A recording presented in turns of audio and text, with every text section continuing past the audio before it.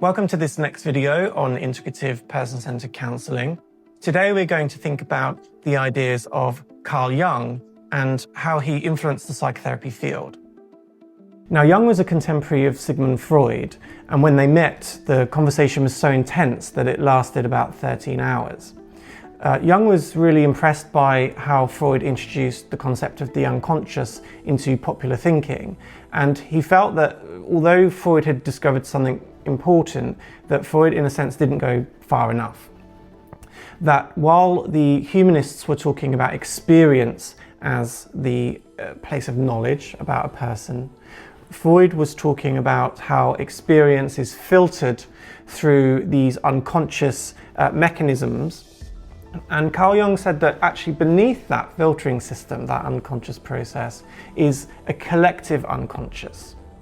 That we don't make meaning out of the world and structure experience in infinite ways. We have a blueprint, we're born with an understanding about how to make meaning from the world that is collective to all human beings. To understand this, it can be useful to think about some of the behaviourist experiments, particularly those that happened in around 1960. There was one particular experiment that comes to mind, which is called the hawk-goose experiment. Fascinating study, and what it did was to take chicks that were very controlled, so their environment was controlled, and it showed them a silhouette, which we'll put on screen now.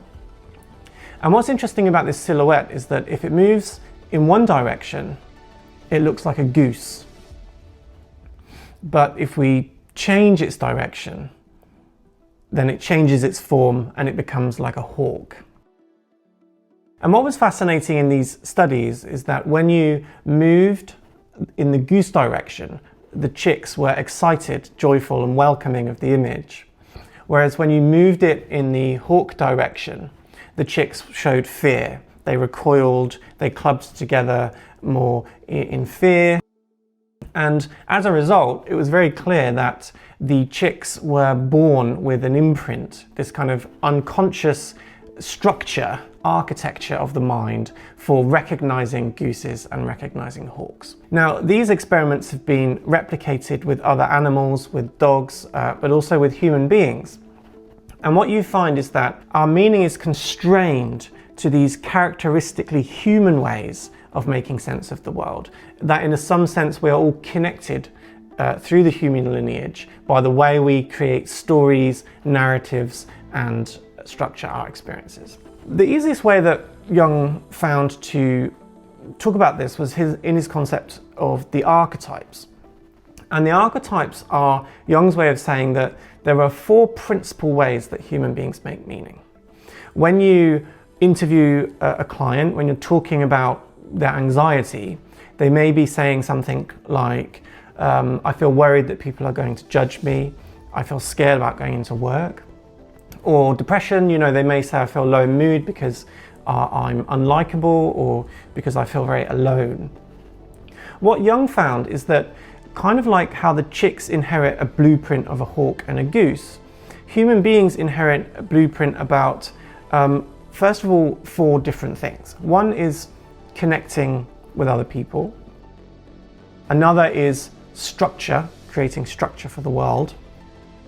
A third is to do with spirituality and our systems of beliefs.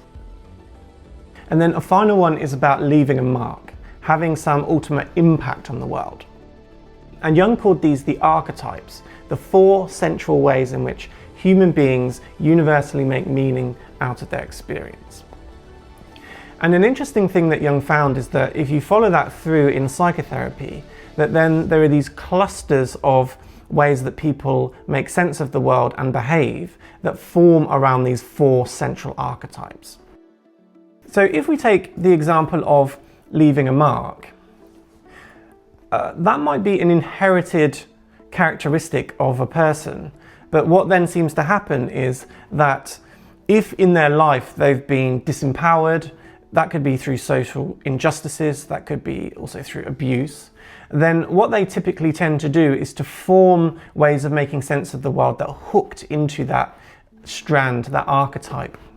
So they might be really focused on power, on liberation, and this can come out in healthy ways, so creating a kind of personality that is around being someone that challenges, someone that creates, but it can also come out in unhealthy ways, someone creating a character or personality out of, say, being an outlaw.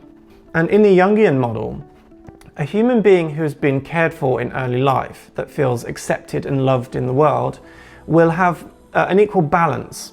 By equal, we don't necessarily mean 25 split among the four, simply that the person can use these four archetypes or ways of making sense of the world to their psychological advantage. They don't get steeped in fighting against people, for example. So with the person who is treated negatively in their childhood, overpowered by parents, they may form into what Jung called a persona. And then the outlaw persona, as we can see on the screen, becomes the central way in which they experience the world. So Jung said that a persona is like a mask that we wear, and it's essentially a defense about experiencing the totality of the world around us. We get fixated on putting this mask on and behaving within that mask because in some way it creates safety. So when you meet a client and they tell you about their world, if they're fixated or if their persona is linked with being an outlaw, pretty much every story, everything they tell you will be to do with how other people are oppressing them and how they are always trying to overcome and to liberate themselves, often through devious means, through rule pushing or boundary pushing, through breaking the rules. And what Jung is saying here is that if a person-centered therapist thinks in this way, they can attach themselves a bit more insightfully to these central ways of human functioning. And that can be a helpful way to allow people to develop and grow across different archetypes. When we empathize with a persona, what we're often doing is giving energy to a false sense of self.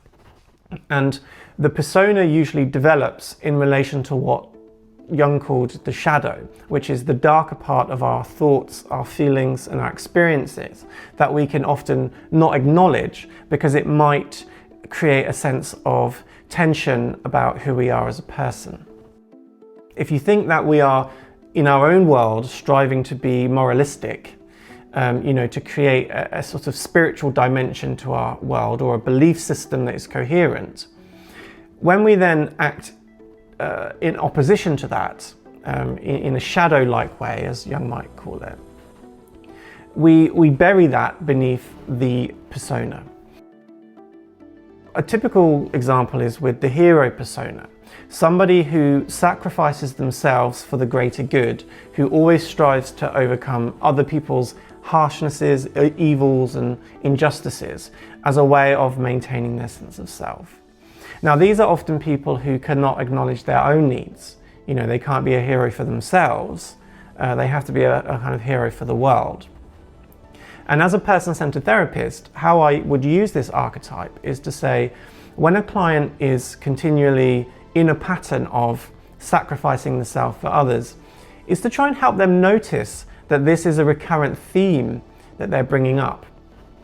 And I understand the resistance of a person-centered therapist to create insight and meaning that's kind of predetermined, because we're continually trying to follow the internal map of the client.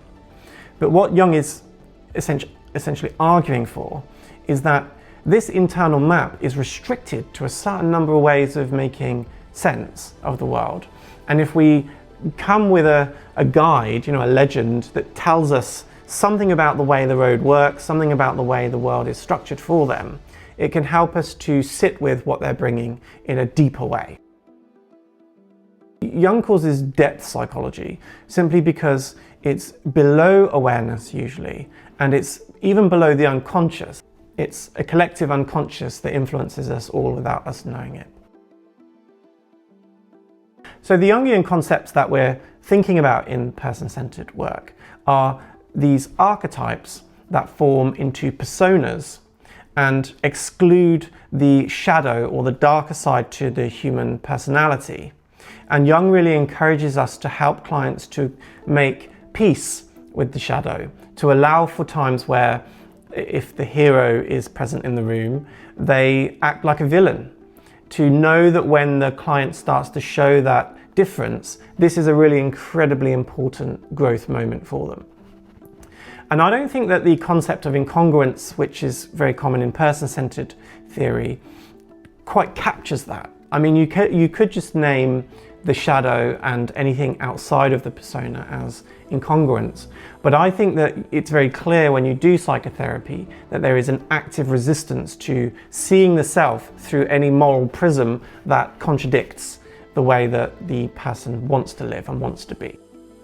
Jungian psychology doesn't necessarily mean interpreting the client to them and saying, well, this hero archetype is a facade, a mask you wear to avoid your villainous side. But it's trying to take that core idea and embody it in a kind way. So that when a person who is always helping out other people starts to see the effects of that, which are usually fatigue, frustration, and things like that, you can start to then empathize or allude to, question. I wonder sometimes if there's a part of you that really doesn't want to help people. If you actually ever resent that, you know, or even using yourself, you know, when you talk about always helping people, it feels like a real sacrifice. And I sit here and think, who's sacrificing themselves to you? And I feel quite annoyed on your behalf.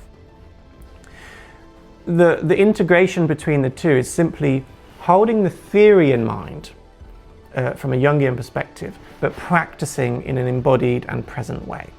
So what we're taking into the person-centered model from Carl Jung is simply that when a client is talking to you about their experience, we're listening for the themes that are embedded. Are they to do with belonging, to do with structuring the world? Are they to do with leaving a mark? Or are they to do with the client's belief system? Do they become fixed on one area, one way of being, and create a mask that excludes all of the others? If so, it might be useful to try to help them to become aware of experiences, impulses, or feelings that run contrary to the mask that they're wearing, so that in a very human way, they can be more self-accepting of the inherited unconscious that is common to us all. So I think we'll pause there. There is, of course, a lot more to these ideas, a lot more to Carl Jung, but I think they're the central ideas that can be useful for a person-centered approach. So we'll finish up today and then see you in the next video.